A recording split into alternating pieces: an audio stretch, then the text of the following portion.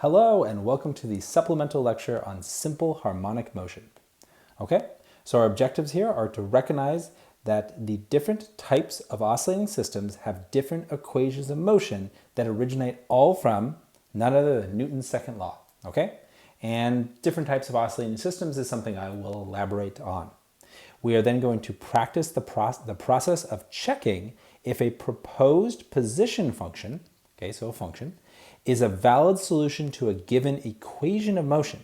So we're plugging in functions into equations, kind of like you might plug a variable into an equation, okay? And we're going to practice finding the value of angular velocity that allows the position function to be the solution to the equation of motion for all values of time, okay? Those are kind of the fundamental ideas that we're going to present here. There's some unique mathematical ideas that we haven't seen before, okay? And let's cover those key calculus concepts, all right? So we have three of them here: differential equation, derivatives of trigonometric functions, and the chain rule, okay? These are things that haven't come up before. The first one is probably the biggest concept. So what is a differential equation, all right? So it is any equation that includes a variable and or its derivative and or its second derivative as separate terms, okay? So that's what it is. So if I have x and the derivative of x in an equation, that's a differential equation. Does that make sense, right? If I have velocity and the derivative of velocity in an equation, that's a differential equation, all right? So that's the idea. That's the idea of a differential equation. They get a bad rep, maybe because they have their own math class, oh, have you taken differential equations, right? So it's obviously a big concept if it has a whole class dedicated to it. And that's true, and finding the solutions to differential equations is beyond the scope of this lecture, but we can check if a given solution works. We can definitely do that because that just requires taking derivatives, such as derivatives of trig functions and using the chain rule, okay? But let's give it kind of elaborate on an example of a differential equation. So consider we have some equation x plus some constant times the first time derivative of x. And if this is position, if x is position, then this derivative here would be none other than velocity, right? Okay, so we have some basically x plus c times velocity equals 0, right? This is an equation that might come up in physics, right? Okay, and we also might have, well, the drag force. Ah, yes, we've seen that before, right? Fd is the drag force, that equals ma. And indeed, then we can express the drag force as the drag coefficient. Here, k, also sometimes expressed as b. But k times v equals ma. Well, let's think about that. Well, v is the first time derivative of position, x, and acceleration is the second time derivative of position, x. So what do we have here? None other than a differential equation, all right? This right here is a perfect example of a differential equation, right? We have a variable x, we have its derivative and its second derivative all in one equation, okay? And how do we solve something like that? Well, the way that I solved it, if you recall back on the lecture where we did problems that involved drag and we did derivations to show how to get the position functions, we basically did differential substitutions. We put everything on different sides of the equation and integrated it. So that's a direct solution to the differential equation, okay? The differential equation we have from oscillating systems called simple harmonic motion doesn't have such a simple way to solve it. And so I'm not gonna show you how to get the solution. Instead, as I said before, I'm going to give you the solution and then we're going to check that it works. Okay? All right, but let's cover our couple other math topics here. Derivatives of trigonometric functions. So you've probably seen these before. This is the idea that if I take the first time derivative of cosine of time, then I'm going to get negative sine of time. And ultimately t here is just any variable. It could be x, but I'm using time because that's what we're going to see in the actual examples here in this lecture, okay, in this handout. All right, so you see how what happened there is I took the derivative of cosine and became negative sine. All right. Now, graphically, that makes sense because if I consider cosine, okay, so I'm going to draw this again. So here is a cosine function, okay? So let's think about what derivatives represent. Derivatives represent a function that describes the instantaneous tangent line. So in other words, it shows the change in the instantaneous tangent line, okay? Well, if you look at a cosine function, cosines, this is what cosine looks like. This is cosine of t, right? Here's this t, and this is, and this is whatever, the vertical axis is just effectively cosine of t. So the initial tangent line is what? Well, it's horizontal. That means the initial tangent line must be 0. And then gradually the tangent line goes from horizontal to getting steeper, but negative steep, right? So here's the initial tangent line. Here are subsequent tangent lines getting steeper and more negative.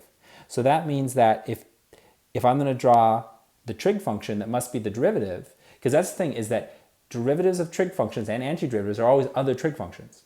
But you can always reason out what they are by thinking about the tangent lines. Because I know I need a trig function that starts at 0 and then becomes increasingly negative, because aren't the tangent lines becoming increasingly steep and pointed down? Well, sine doesn't work, because sine starts at 0, but it goes up, so it becomes positive right away. That's why we need negative sine as the derivative of cosine. Okay? All right, so that's the way to remember it. Just think about the graphs. Okay?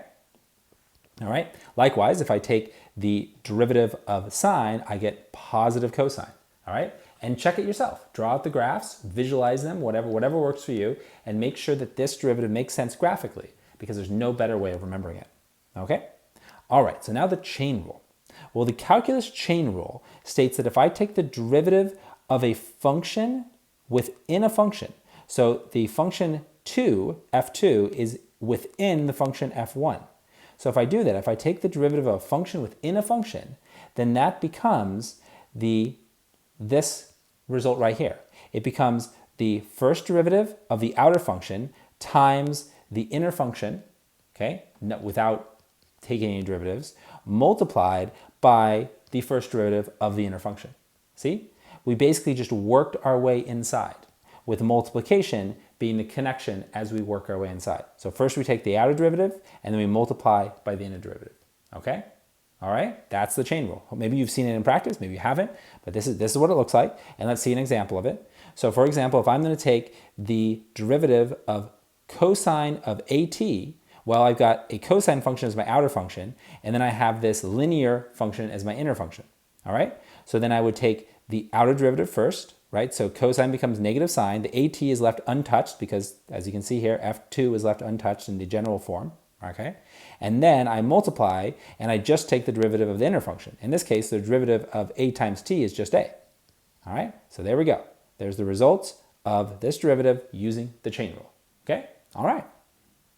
Now let's get to the physics, which shows up in the key formulas. All right.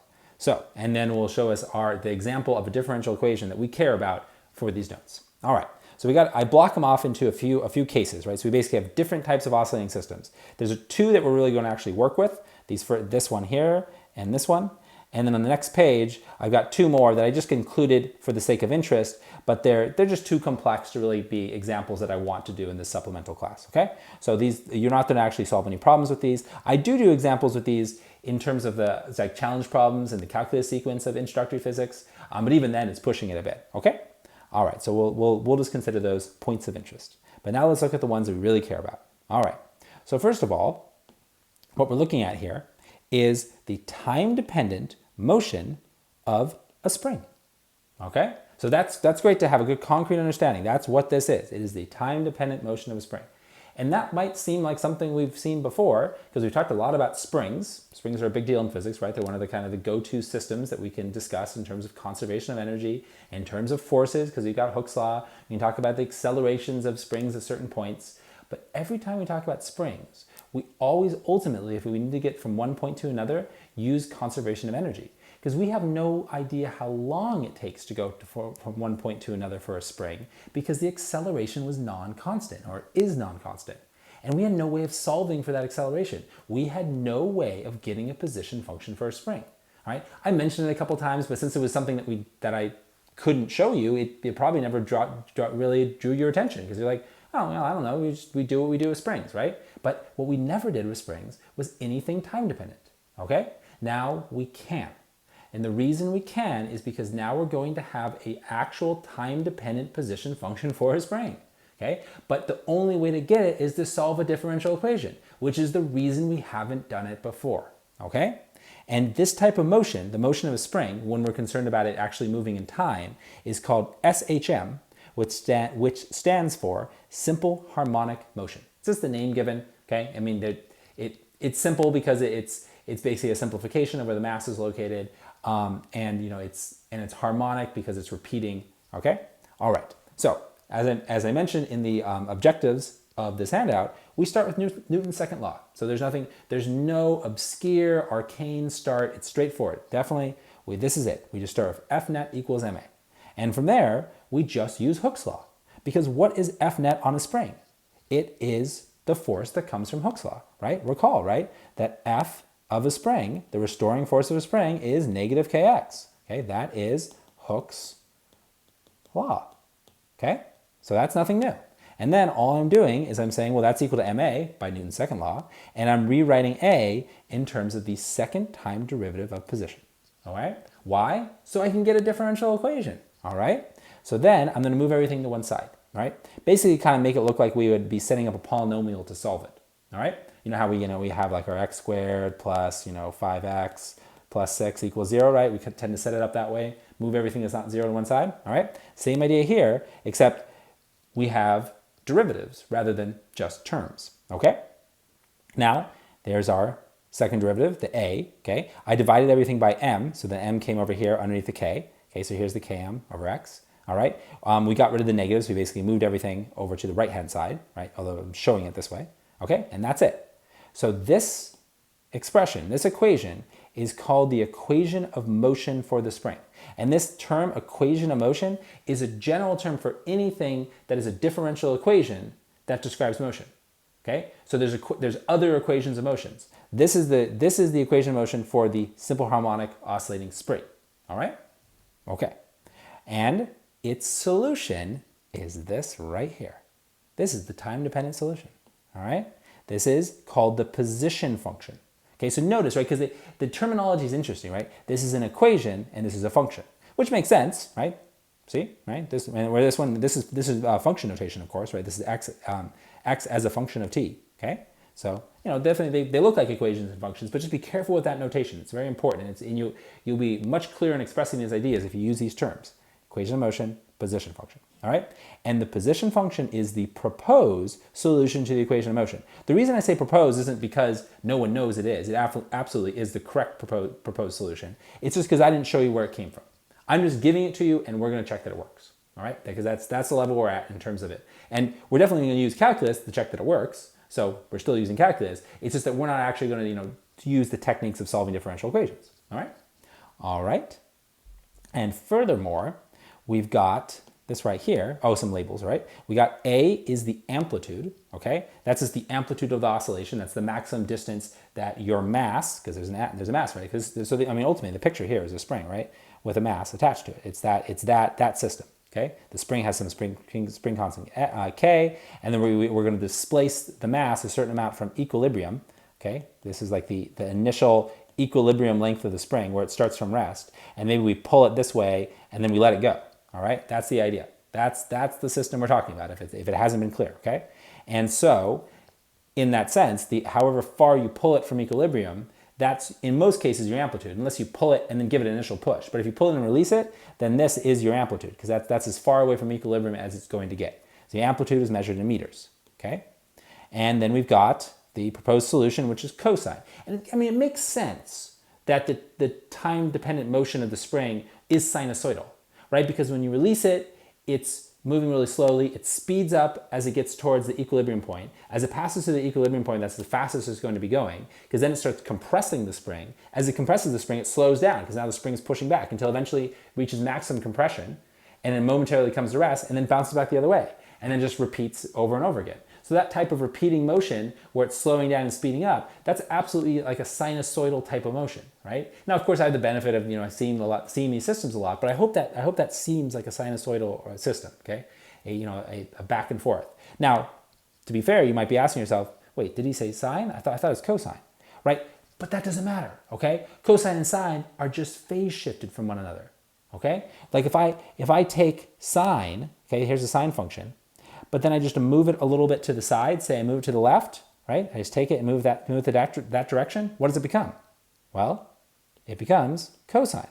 So cosine and sine aren't fundamentally different. They're just different starting points. So choosing cosine is absolutely a choice. And the only consequence we have of choosing cosine is this right here, which is called the phase angle. And the phase angle is determined entirely by the starting conditions of the oscillation. Like, did you start at equilibrium and give it a push? Did you, like I said a moment ago, pull it a certain distance away and release it? Or did you maybe compress the mass into the spring and then release it? Those would all have different phase angles, because those would all have different functions in terms of where they cross the vertical axis. It'd be like a cosine or a sine, but shifting it left or right. Okay, that's what this is. It's shifting the sine or cosine function left or right. And since cosine is just a pi over 2 radian shift from sine, then if we want to go back and forth between cosine and sine, the only difference is phi equals pi over 2. So basically cosine to sine is just phi equals pi over 2 radians, okay? And that's a big idea, right? But that's entirely a trick. There's no calculus there. That is something ideally you learn in a pre-calculus or a trigonometry class, okay? But it's definitely something a lot of people are rusty on. I get that, okay? But that's it. It's just a phase angle. It's a shift left or right. The amplitude is basically, that's the vertical displacement, right? And then the actual, how tight the oscillation is determined by this right here, omega. And I'll talk about that in just a second, okay? But the important thing here is that cosine is a choice, but it is our choice and is the standard choice. Okay, so get used to using cosine. All right, so the last variable here, omega, is the angular frequency. That's just how tight the oscillation is, how many times it goes up and down in a certain amount of time. It has units of radians per second.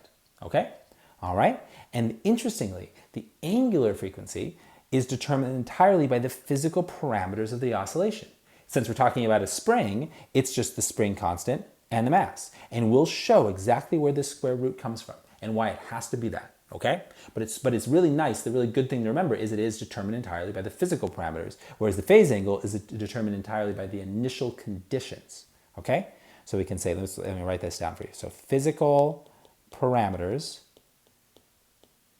okay? That's for omega, the angular frequency, and the phase angle, the initial conditions. Basically, where does the oscillation start, okay? All right, because they're very separate things. Sometimes we have to solve for one or both of them, okay? All right, and this is another way, and this is the way you'll see it in a minute. Another way to think about omega, where does it come from? As I said, we're going to see where it comes from. It's the constraint that allows the solution to be valid for all values of time, right? Now there's a bit to unpack there. What does that mean? It's the constraint, what? Well, when we actually solve the differential equation with our proposed function solution, we'll see that omega has to be this, can't be anything else, and that's why it is that, okay? All right, so enough said about our time-dependent motion of a spring, okay? The simple harmonic motion of a spring. Now our second one is basically the same, and it's the only other one we're going to see. This is the pendulum, okay? Okay, so what's going on with the pendulum? Well, this is the time-dependent motion of a pendulum. This is an approximation of simple harmonic motion. All right. Well, the reason it's an approximation is because it only works for small angles. So if I take a pendulum and I pull it, way up to almost 90 degrees above, the vertical line, right? So I'm starting that pendulum as high, high as it's going to go. Then this isn't going to work. The motion there actually is no solution, by the way. There is no analytical solution to that system. We can approximate it with computers, okay? But that's not what we're talking about. We're talking about small angles, all right? And I'll elaborate on that in just a moment, okay? Now, the pendulum that we're talking about is something like this, okay? This is that physical pendulum, because this is the more general pendulum. We can think of this like a meter stick, okay? And the key things we care about is the distance from the pivot to the center of mass, because the center of mass is the only location where the gravitational force acts, okay? The gravitational force creates a tangential acceleration, which is Fg sine theta. Well, I should say the tangential component of gravitational acceleration creates the acceleration. This, of course, is not the acceleration, but this is the component of the force that actually creates an acceleration. The other component of the force, the radial component of the gravitational force, that just creates tension in your pendulum. But we don't care about that because that's not motion. So the only component of our force, the driving part of our oscillator, is this, Fg sine theta, all right? Just like the driving force of the spring oscillator was the spring force. Here, the driving force of the pendulum oscillator is this component, the Fg sine theta component of gravity, okay? The tangential component of gravity. All right, so that's it, okay? And of course, axis center of mass, as I said, and this is just the angle with the vertical. All right, so, and that's the theta, right, is the angle with the vertical. Okay, so with that said, then the Newton's second law version that would be appropriate for this picture isn't F equals ma, but instead is F net equals ma, is instead tau net equals I alpha, right? Because this is just Newton's second law again, right? It's just the angular form of Newton's second law, okay? But it absolutely is, all right? Fair enough. So then we're just going to replace tau with what it is, tau net. It's just negative h times fg sine theta, okay? Now why negative? Well, the negative is kind of important because we're sticking with the convention here. What's the standard convention for rotating systems? Counterclockwise is positive, okay? So positive is this direction. This is positive theta. That's so important. I'm going to say that again in one of the examples. Positive theta is counterclockwise. And so the standard then, the standard way to consider the system is starting the system to the right, okay? So pulling your pendulum to the right and then releasing it. So if you pull your pendulum to the right and release it, then your initial torque is going to be negative, okay? Why is your initial torque going to be negative? Well, because the initial motion is going to be clockwise, okay? Well, clockwise motion is negative direction motion. And we know that torque would be negative because we curl our fingers of our right hand in the clockwise direction and our thumb points into the page, which is the negative z direction. So it's negative torque, okay? All right, and that's very similar, by the way. It's a little more complex to visualize, but it's very similar to the idea that the restoring force of the spring was negative kx because it was opposing the motion. Here, same idea, okay? It's opposing the initial displacement, which was positive because we lifted it in the counterclockwise direction. This theta is positive, okay? All right, and then that's just going to be equal to I alpha by Newton's second law. Same idea as setting it equal to ma. And then I'm ultimately going to rewrite alpha. But before I do that, right, I'm going to rewrite it as a derivative. But before I do it, I'm going to do the part that makes it an approximation, okay? The way that makes it solvable. So what I do is I'm going to replace sine theta with theta. Now, how do you get away with doing something? Because that sounds ridiculous, right? We're just replacing sine theta with theta. It actually works very well. It's a very common technique called the small angle approximation. It says that sine theta is approximately equal to theta as long as you're using radians, because all of this is in radians, okay? Even up here, this function right here, only is true in radians, okay? Absolutely cannot be done in degrees. They're not built in degrees. Why not? Well, because the way that we're expressing angular frequency times time and its relationship to period and frequency all requires radians, okay?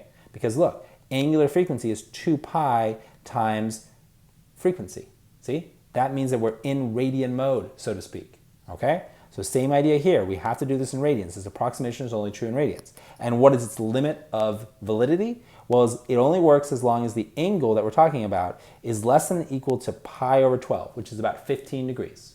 So, that's a decent displacement. It's not giant, but it does apply to a lot of pendulums, right? As long as they're not swinging too dramatically away from equilibrium, as long as you're not lifting them up too high, then this works fine, right? So it works fine up to 15 degrees, all right? All right, so that takes us from this line to this one, okay? And now we do the same thing we did with the spring. We replace alpha with its derivative definition. It is the second derivative of theta with respect to time, okay?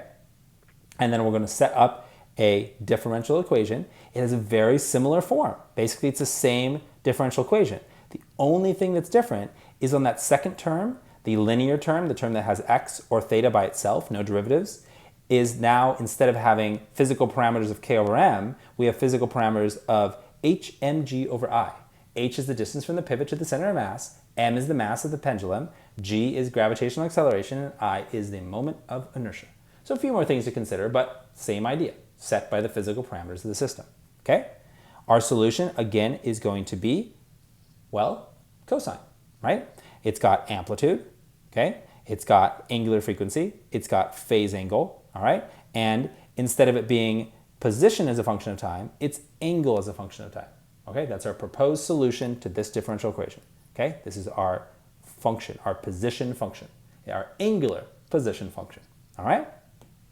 And then, notice this. This is our constraint on the system, also known as the angular frequency, omega, all right?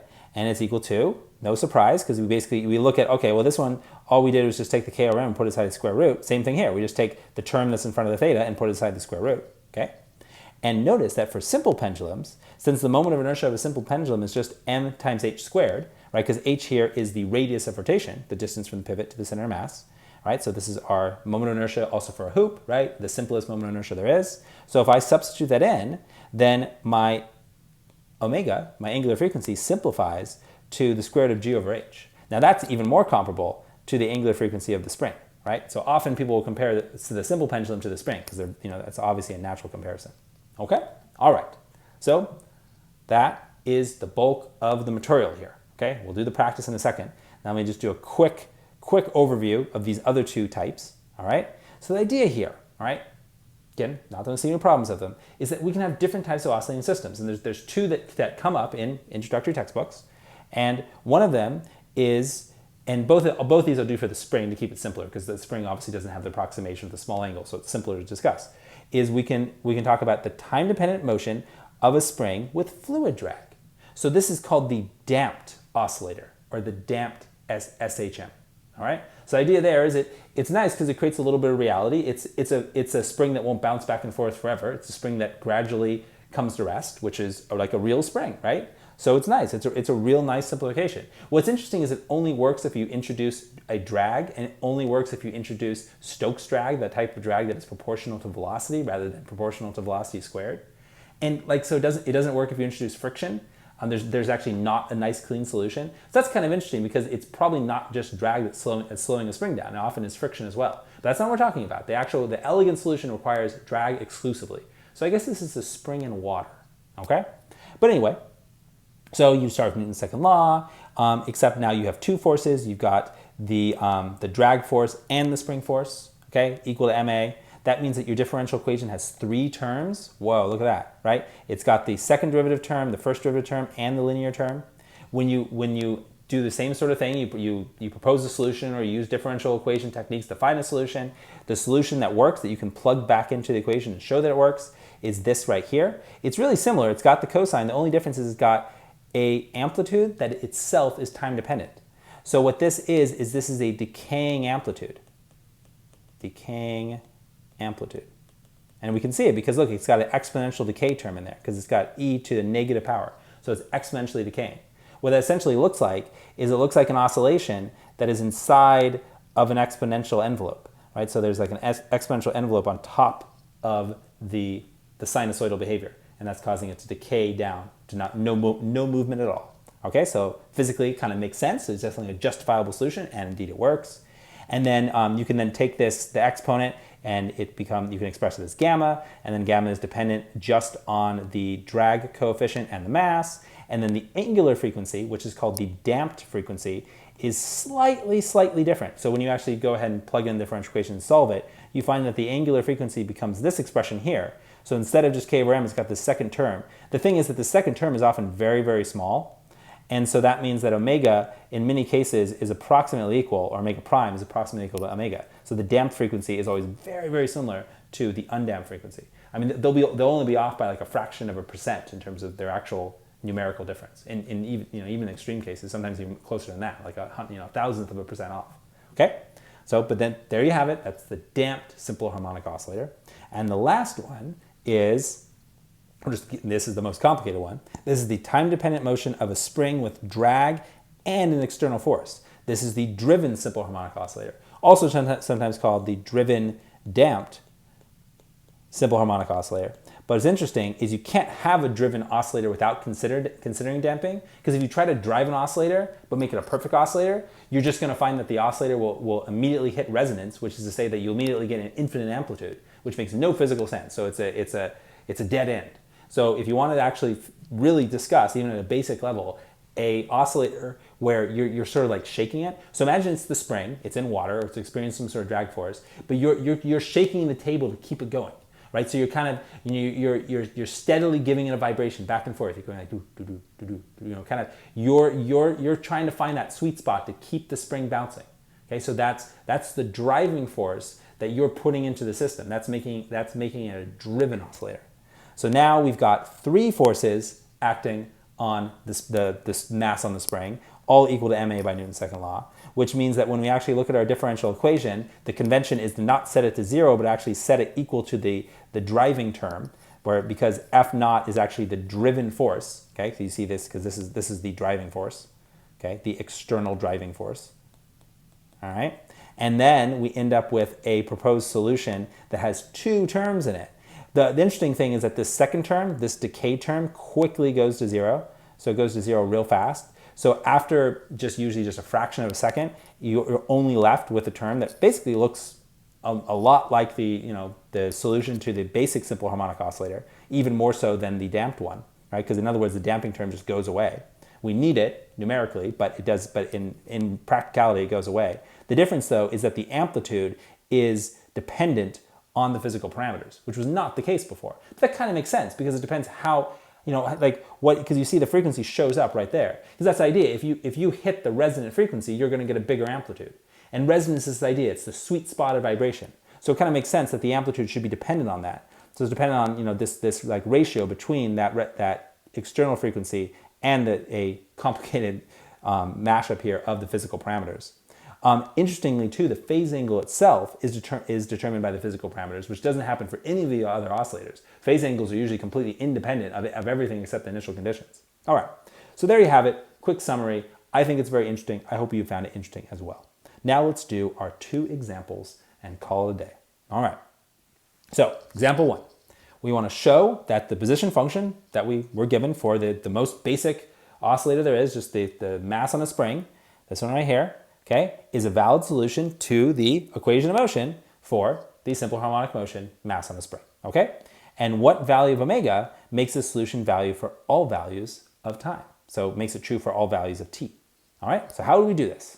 Okay, so it's a pretty straightforward process. You're going to check the solution by inserting the function into each occurrence of x in the equation of motion. So you're just going to plug it in, okay? So basically you're going to take your equation of motion and just replace each of the x's with that function, okay? So what does that look like? Well, it looks like this, all right? And now I'm just going to go through and, well, I don't have to do much with the second term because it's just, there's no derivative to take, but I'm going to take the second derivative here.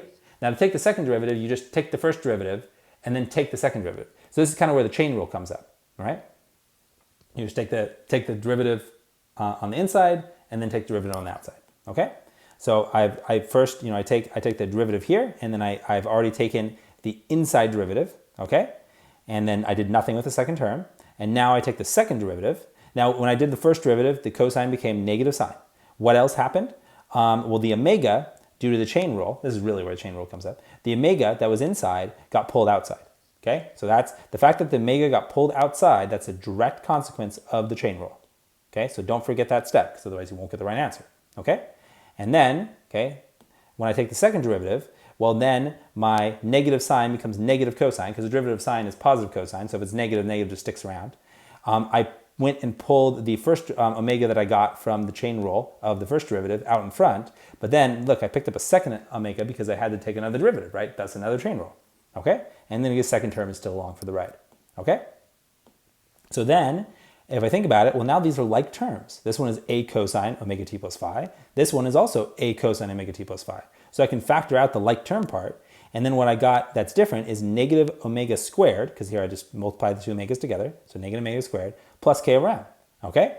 So this is great, because this looks like this could definitely, equal 0, right? It could equal 0 for some values of time, right? Depending on what the phase angle is, but that's pretty specific. We want this equation to be equal to 0 for all values of time.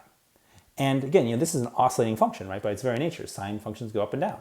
So the only way for this to be true, to really be equal to 0 for all values of time, is for this bit in the parentheses to equal 0.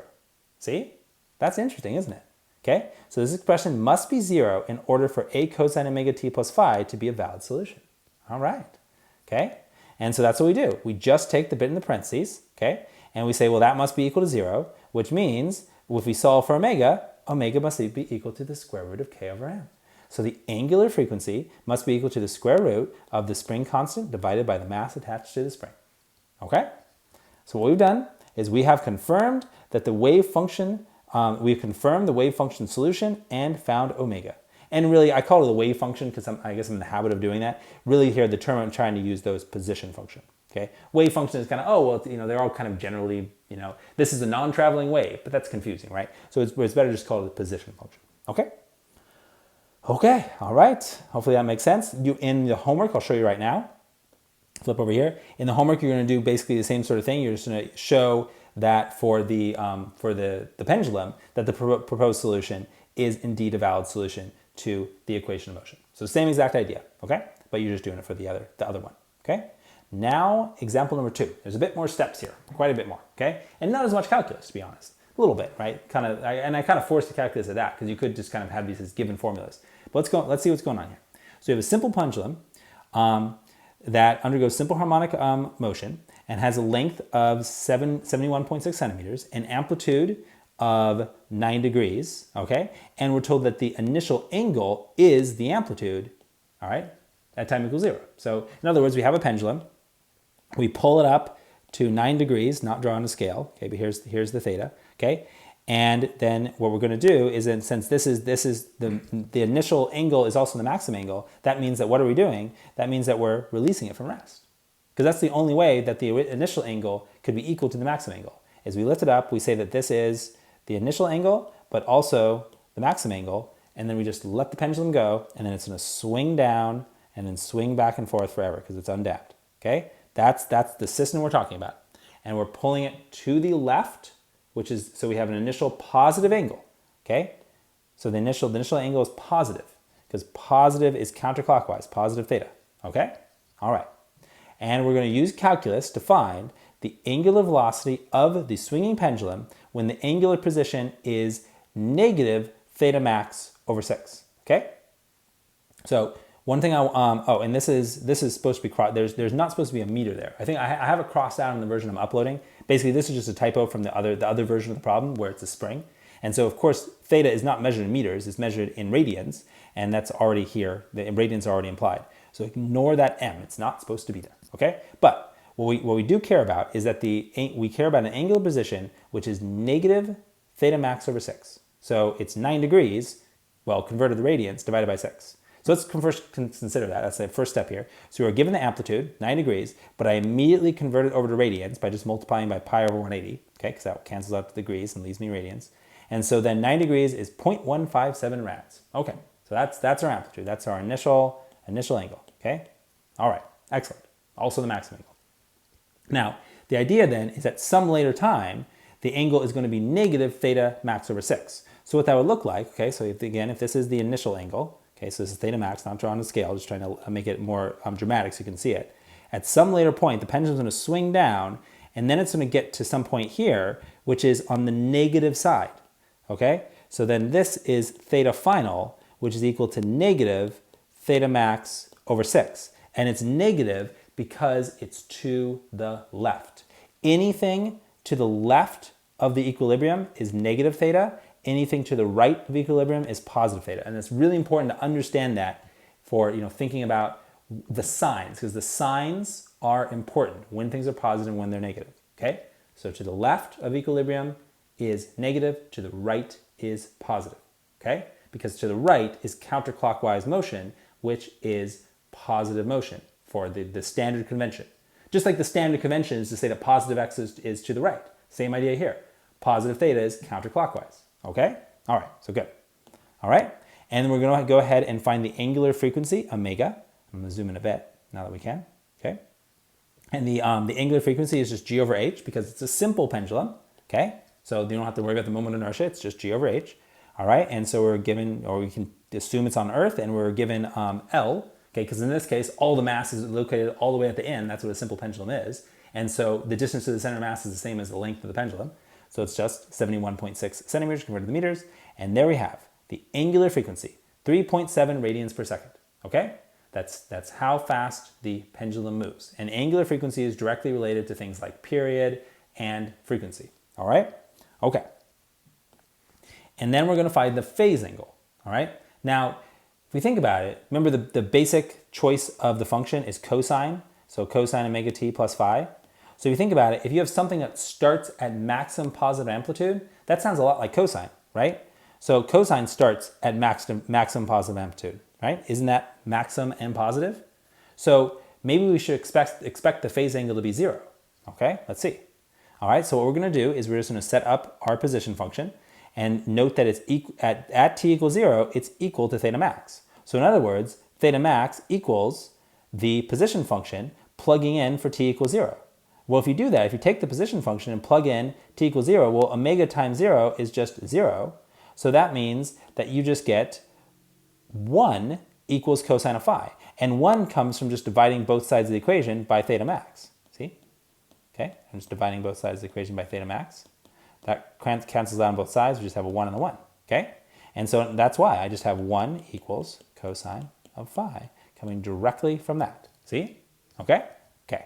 And so then, if you solve for phi, is this cosine inverse of 1? Well, type that in your calculator, or just think about it, that's 0.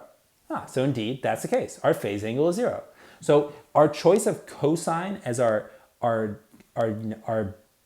function, our basic function that we use just to solve the differential equation, it's a good choice because it describes a system where you've displaced it from equilibrium and released it from rest.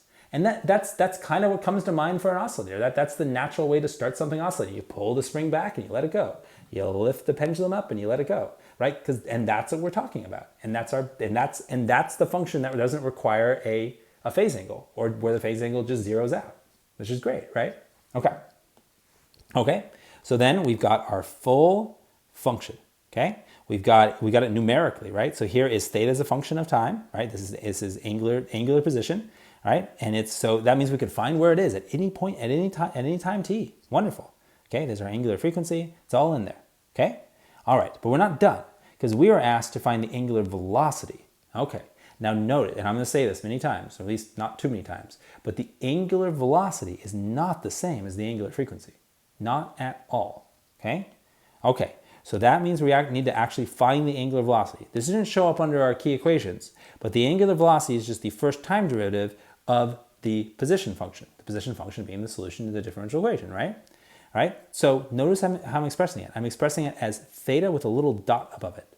The dot represents the time derivative. And the reason I'm doing that is, look, check it out. Omega has already been reserved for angular frequency. So I can't use omega for angular velocity and angular frequency in the same darn equation, can I? So I'm forced to use a different variable. Because this is the same angular frequency that we've seen before. This is like omega equals, let's see, let's think of it with constant angular acceleration. This is omega squared equals omega naught squared plus 2 alpha times delta theta. This is the same omega that says that alpha equals the first time derivative of omega, right? This is that omega, but I'm not going to write it as omega. I'm going to write it as theta with a dot above it because omega is reserved for angular frequency, okay? And angular velocity represents the instantaneous motion of the pendulum at any point in time. Angular frequency is not time dependent. It describes the overall motion of the pendulum. It's related to cyclical behavior like the period, how long it takes the pendulum to repeat itself. Okay? So they're not the same thing. But we were asked for the angular velocity. We were asked for an instantaneous value. So that's why we're talking about theta dot, angular velocity. Okay? This is angular velocity for this problem, for this handout. Okay? Hopefully that makes sense. Ask me if it doesn't. Okay, and so that just involves taking the derivative. If we take the derivative, we'll do the whole chain rule business, right, where cosine will become negative sine, and our omega, which is just a number here, comes out, okay? So then we just need to multiply these numbers in the front, 3.7 times 0.157, and so then we get 0.581 radians per second times sine of 3.7 radians per second times time, all right? And so in other words, this is just negative omega max times sine of omega, I used omega, it'd be negative theta dot max times sine, old habits die hard, of omega t, okay? But I've plugged in the numbers rather than expressing it this way. But see, this is, right, the 0.51 radians per second, that's the fastest it's ever going to be going, which is at the bottom of the swing, all right? And then this is just the angular frequency, which is related to the period, and this is the actual time dependence. Plug in a value of time, all right? And let's see, now we need to find the angular velocity at a particular position. It'd be great if I just gave you a time, but of course I wouldn't make it that easy, right? So instead, we need to plug this position into our position function, solve for time, take that solution, and plug it into our angular velocity function to get our answer. Okay, so let's do that. All right, so then we're going to say t when theta equals negative theta max over 6 is just going to be setting up this equation, just the position function, and solving for t.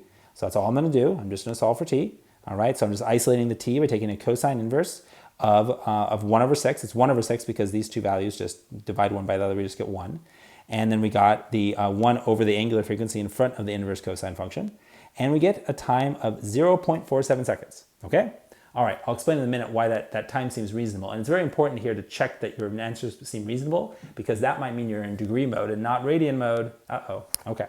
So anyway, but we're just gonna go ahead and plug that time back into our position function, all right?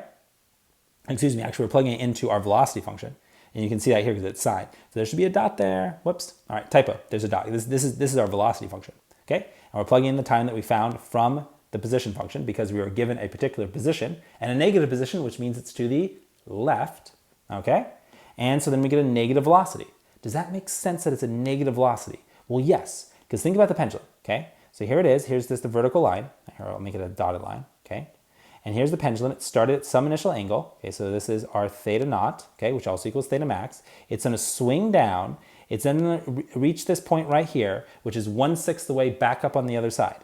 Okay, so this is the final location, the theta max over 6, right? This one right here. Okay, so this is the final location of the pendulum. Now, think about the angular velocity. Think about the direction that the pendulum is still moving. It's still moving in this direction. So take your fingers on your right hand and curl them in the direction of motion. Where does your thumb point? Okay, it points into the board. So that means that the velocity is negative until the pendulum gets all the way up over here to negative theta max. Okay, so this would be negative theta max. Okay, and then eventually it would then start to come back down. Only when it starts to swing back down the other way, now curl your fingers that way, then your thumb points towards you out of the page or out of the screen. And in that case, that means that only then would omega be positive. And since we aren't that far yet, we haven't completed the whole half swing, which this time will confirm, then we must still have a negative velocity. So the negative velocity here absolutely makes sense. The negative angular velocity in radians per second. Okay? All right. Part B, where it's asked about angular acceleration. So what is the acceleration? I should say angular acceleration. When the time is 13 over 161 times the period. And this, by the way, is a non-reducible fraction. All right, so let's take a look. So here we have the angular acceleration function. Okay, so this is angular acceleration. Now I could just go ahead and use alpha because alpha isn't being used for anything else. But to be consistent with the odd way that we're expressing angular velocity with the theta dot, and again, there should be a dot here, is I want to be consistent with that and use a double dot for angular angular acceleration, okay? So again, this is just what we normally call alpha, but here we're calling it theta double dot because it is the second time derivative of position, or the first time derivative of angular velocity, which is shown here, okay? All right, so if we take the derivative of negative sine, we get negative cosine, and the chain rule dictates that we would pick up another 3.7, so now we're going to multiply the 3.7 by the 0.51, all right, which means now we get this expression. This is our function of angular acceleration, okay? Notice that it's cosine, which means it actually has the same kind of function as position. The way we always say it is that acceleration and position are in phase, okay? In phase. In other words, when one is max, the other is max. Now you might be like, wait, they're not exactly in phase. One is a negative, one doesn't. That means that so they both always have maximum magnitudes at the same time, but they have opposite signs. But they still are maximum magnitude at the same moment. On the other hand, velocity is exactly out of phase, right? Because velocity is a sine function as opposed to a cosine function. So the phase difference between velocity and acceleration is pi over 2, all right? It's exactly out of phase. So when one is max, the other is min. So when angular acceleration is maximum, that's the one moment where angular velocity is momentarily 0, all right? So, and also this right here, if we were to write this like symbolically, this would be negative theta dot max, and then just cosine of omega times t. Because this 2.15 radians per second squared, this is the maximum acceleration that the pendulum will pick up. the maximum angular acceleration that ever will experience, which will occur both at the top of the swing. Okay, so again, we consider the picture. It's going to occur right here and right here. This is where the acceleration is biggest. When the pendulum is swinging through the bottom, this is where the angular velocity is max, but there is no acceleration at the bottom. This is zero. That's velocity, but it's zero acceleration at the bottom of the swing because at the bottom that's the one moment where it's coasting. But the maximum acceleration is going to occur when it's most out of whack, when it's furthest away. That'd be true of a spring too, right? When you're furthest away from equilibrium, that's the maximum acceleration because it's maximum force. Same idea here, because after all, the force is the tangential component of gravity, and it's biggest when the angle is biggest. Okay? Anyway, so then I'm trying to explain the picture and the logic behind this, because otherwise I think it can be very confusing. Hopefully that's helpful. And then we were given a particular time, but we weren't given as a number. Instead, we were given it as a fraction of period. So let's then recall that angular frequency is equal to 2 pi times frequency, which is equal to 2 pi over period, which means that period is just 2 pi over omega. So that means the period of the swing is 2 pi divided by 3.7 radians per second, or 1.7 seconds. So that the pendulum takes 1.7 seconds to make a complete swing. So if we think about it, that means to go from here all the way over to here and then back again takes 1.7 seconds. So then to get all the way over to here would take half of that, or about 0.8 seconds. And just to get to the bottom, so a quarter swing would be about 0.4 seconds.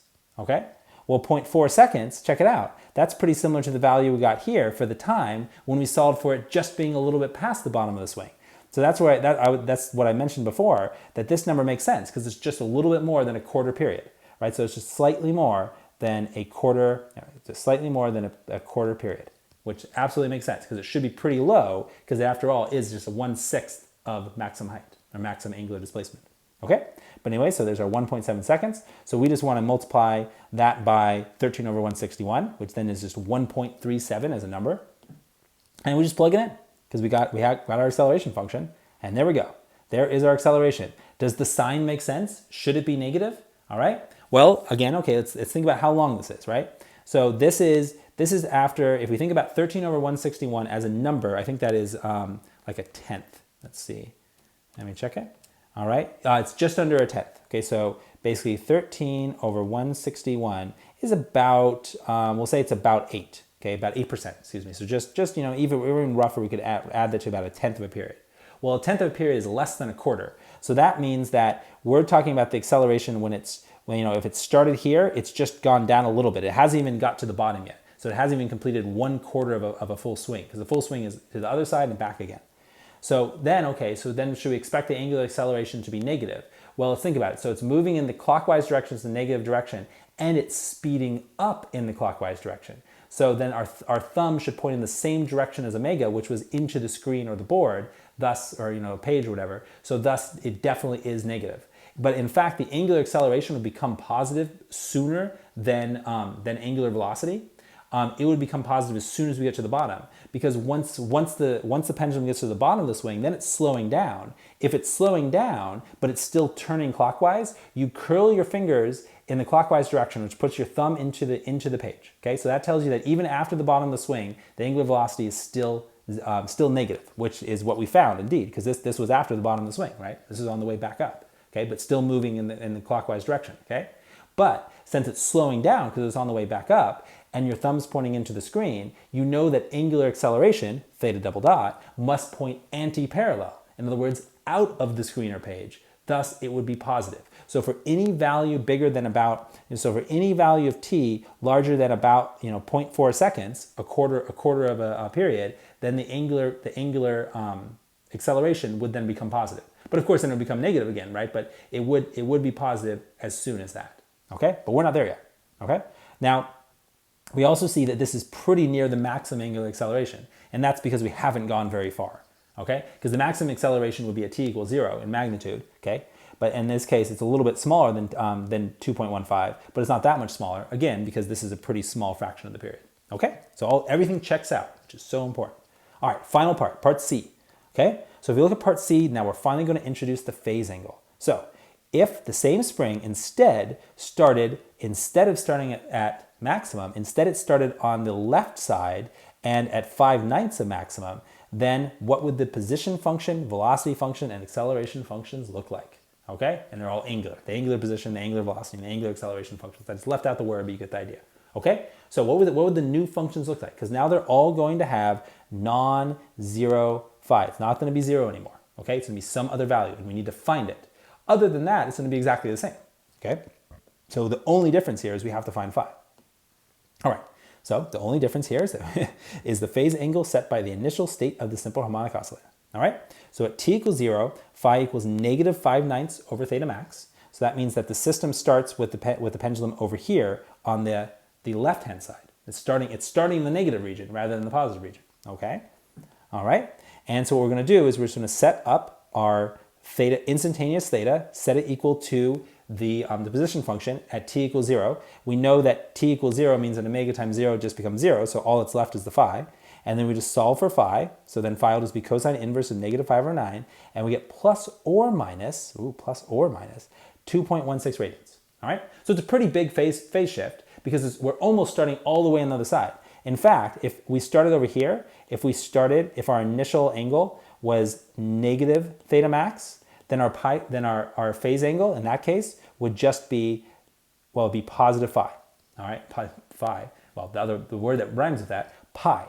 All right, in that case, the phase angle would just be pi because we'd be exactly 1/2 rotation or 1/2 oscillation out of phase with where we would normally start it to describe cosine. Okay, but that's not where we are. Instead, we're somewhere like in this region. So we're a little bit less than 1 full half oscillation out of phase. Okay, but that's why it's pretty close. 2.16 is, on its way to being 3.14. Okay, all right, but now is it positive or negative? How do we determine? Because just doing this doesn't tell us. Before it was enough, because once it was 0, there's no such thing as negative 0 or positive 0. 0 is 0. But here we need to find out if it's positive or negative. So there's always one extra step to find the phase angle, and that is the angular velocity equation.